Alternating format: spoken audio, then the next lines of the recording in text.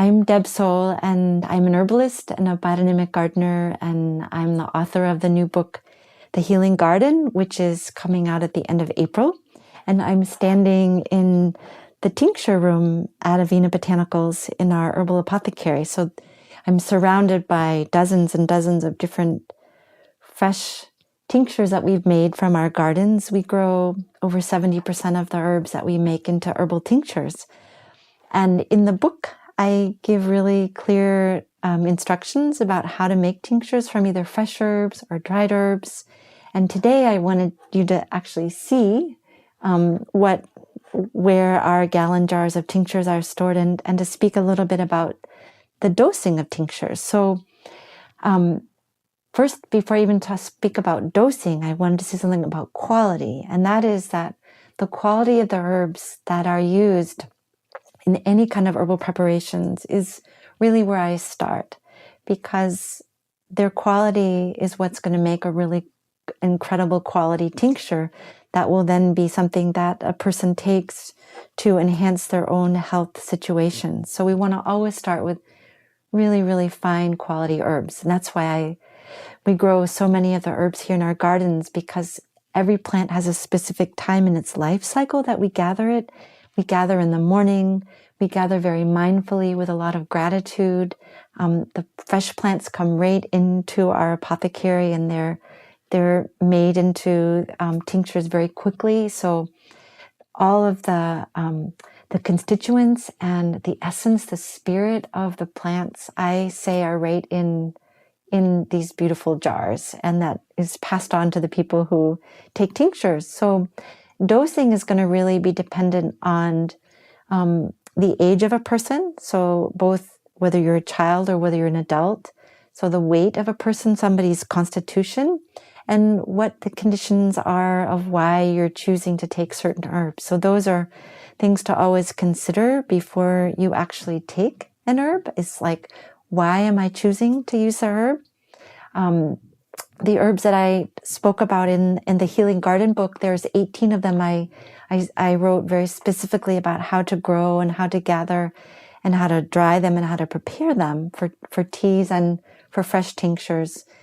Those are ones that are very easy to grow and very safe. There's so many herbs that we can safely grow and prepare, and that people can begin to use. Even if you're brand new to herbs, there's no need to be scared, because there's so much good information in my book and so much long history of people using herbs. So if you're new to taking an herb, I always say start at a small dose. So for tinctures, like for an adult-sized person, 130, 150 pounds, you might start with 5 or 10 drops. Herbal tinctures that I'm standing amongst here are made with certified organic alcohol, and each of them, depending on the herb, has a different ratio of spring water and alcohol to them. And I describe that in the book, The Healing Garden.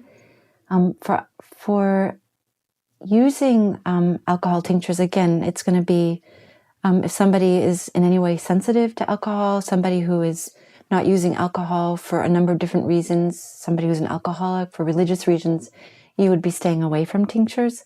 But for people who are okay using alcohol-based tinctures for different supportive measures with health, then that's a really, really fine thing to be choosing. They're very concentrated. All the different constituents of the plants are drawn out into the alcohol water mix. So that's why you're left with these incredible different colors of the liquids. So it's a very concentrated way to get the benefit from the herbs. So again, you want to really trust your body, be really paying attention to how do you feel.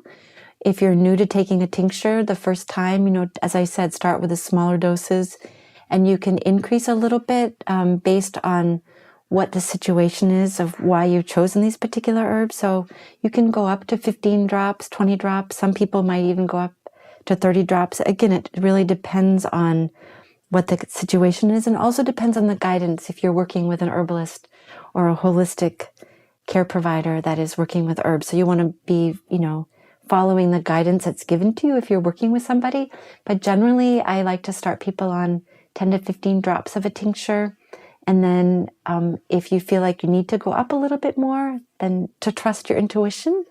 And I said 2 to 3 times a day is generally when I use tinctures. A lot of time people will take them with food. And I also really like to encourage people, again, just when you're taking your tinctures, don't just like take them and run out the door. It's like pause for a moment and connect in with this plant that's in this, that's the plant that's made into a tincture. Just imagine, who is this plant and what do they look like? What do they smell like? Make a little bit of a personal connection with the plant or the combination of tinctures that you might be taking, and feel them as they go into your body, and give gratitude for as they go into your body. And if you in any way start to feel overstimulated, you want to back off on your dosing. That's why I like to start people on a smaller dose if you're new to an herbs, and gradually increase a little bit, and trust that sense about where you find the appropriate dose is for you. But if any way there's any kind of, if there's an allergic reaction, you want to stop taking your tinctures.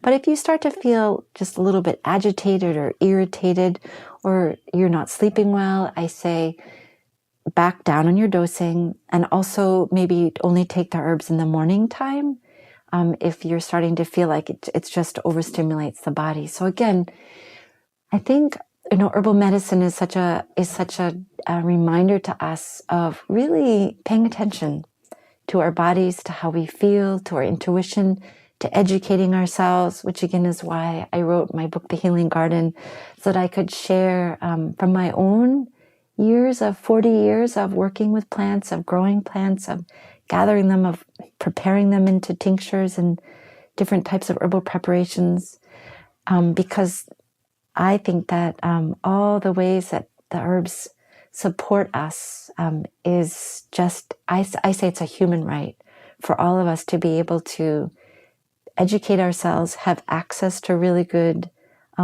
books, and have access to learning from really live herbalists and people who have a lot of experience. I like to really steer people to reading books and to working and learning directly from people who have a long time experience and connection with the plant. So again, I hope the Healing Garden will be a really wonderful resource to helping people gain confidence and inspiration.